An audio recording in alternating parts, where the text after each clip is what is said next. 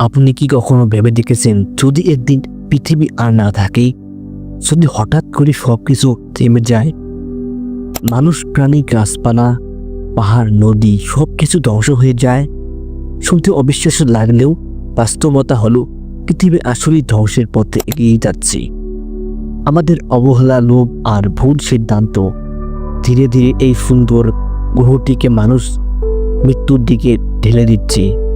আজকের এই ভিডিওতে আমরা আলোচনা করব পৃথিবী ধ্বংসের নানা কারণ, ভয়ঙ্কর বাস্তবতা আর শেষ রক্ষার উপায়।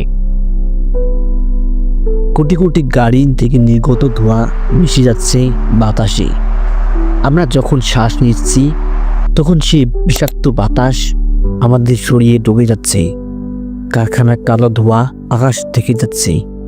সূর্যের আলো ঢুকতে পারছে না। নদীগুলো এখন আর আগের মতো স্বচ্ছ নয়। শিল্প কারখানা বর্জ্যের ভরে যাচ্ছে। মাছ মরে ভেসে বেড়াচ্ছে। পানি খাওয়ার অনুপযুক্ত হয়ে গেছে। শুধু তাই নয়, শব্দ দূষণ আমাদের মস্তিষ্ককে প্রতিনিয়ত আঘাত করছে। রাতের আকাশের তারাগুলো আমরা ঠিক মতো দেখতে পারি না, কারণ চারপাশে ছড়ানো আলোর দূষণ ঢেকে দিয়েছে সেই সৌন্দর্য। এভাবে মানুষ নিজ নিজ হাতে নিজের শত্রু তৈরি করছে। পৃথিবীর ফুসফুসকে বলা হয় বন, কিন্তু দুঃখজনক হলেও সত্য, প্রতিদিন হাজার হাজার গাছ কেটে ফেলা হচ্ছে। অ্যামাজন অরণ্য ধ্বংস হয়ে যাচ্ছে অগ্নিকাণ্ড ও বন উজাড়ের জন্য। এর ফলে বিলুপ্ত হচ্ছে অসংখ্য প্রাণী। কোথায় সেই বাঘ, হাতি কিংবা পাখিদের কলরব? মানুষের লোভের কারণে তাদের আবাসস্থল হারিয়ে যাচ্ছে। যখন একটি প্রজাতি বিলুপ্ত হয়, তখন প্রাকৃতিক ভারসাম্য নষ্ট হয়ে যায়। আর সেই ভারসাম্য নষ্ট হওয়ার মানেই হলো মানুষের অস্তিত্ব হুমকির মুখে। গরম দিন দিন বেড়েই যাচ্ছে। উত্তর ও দক্ষিণ মেরু বরফ গলে যাচ্ছে। ফলে সমুদ্রপৃষ্ঠের উচ্চতা বেড়ে নিম্নমুখী ডুবে যাচ্ছে। জলবায়ু পরিবর্তন শুধু প্রাকৃতিক নয়, মানুষের খাদ্য, পানি, এমনকি জীবনকেও হুমকির মুখে ফেলেছে। বিজ্ঞানীরা সতর্ক করে দিয়েছেন, এভাবে যদি চলতে থাকেই তাহলে আগামী শতাব্দীতে পৃথিবীর অনেক অংশে মানুষ বসবাসই করতে পারবে না। প্রযুক্তি আমাদের জীবনকে সহজ করছে, কিন্তু এই প্রযুক্তি এখন পৃথিবী ধ্বংসের অন্যতম কারণ হতে পারে। পারমাণবিক অস্ত্রের শক্তি এতই বেশি যে একবার বিস্ফোরক ঘটলে মুহূর্তের মধ্যে পুরো শহর মুছে যেতে পারে। শুধু যুদ্ধ নয়, বৈজ্ঞানিক পরীক্ষা নিরীক্ষা পৃথিবীর ভবিষ্যতের জন্য ভয়ঙ্কর হুমকি। আবার কৃত্রিম বুদ্ধিমত্তা মেশিন নিয়ন্ত্রণহীন হয়ে গেলে মানুষের অস্তিত্ব প্রশ্নের মুখে পড়তে পারে। প্রযুক্তি যত শক্তিশালী হচ্ছে, ততই বাড়ছে ধ্বংসের আশঙ্কা। তাই আমাদের উচিত এগুলোকে যথাযথভাবে ব্যবহার করা। বিশ্বের জনসংখ্যা বাড়ছে প্রতি সেকেন্ডে সেকেন্ডে, কিন্তু পৃথিবীর সম্পদ সীমিত। অতিরিক্ত জনসংখ্যার কারণে খাবার, পানি, বাসস্থান সবকিছুর সংকট তৈরি করছে। একদিকে দরিদ্র বাড়ছে, অন্যদিকে শহরের গাদাগাদি করে মানুষ বাস করছে। জমি কমে যাচ্ছে, কৃষি উৎপাদন কমছে, অথচ মানুষের চাহিদা থামছেই না।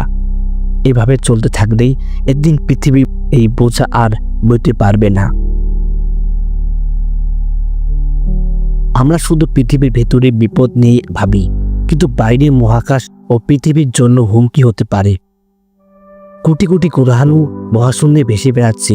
এর মধ্যে যদি একটি বিশাল গ্রহাণু পৃথিবীতে আঘাত করে, তাহলে মুহূর্তের মধ্যেই সব কিছু শেষ হয়ে যাবে। কোটি বছর আগে যেমন ডাইনোসররা বিলুপ্ত হয়ে গিয়েছিল, আমরাও হয়তো সেই একই পরিণত হতে পারি। তবে একটি মহান সৃষ্টিকর্তার ইচ্ছা। আবার সূর্যের তাপমাত্রা পরিবর্তন হলে কিংবা বিশাল সৌর বিস্ফোরক হলে পৃথিবীর ধ্বংস হওয়া শুধু সময়ের ব্যাপার।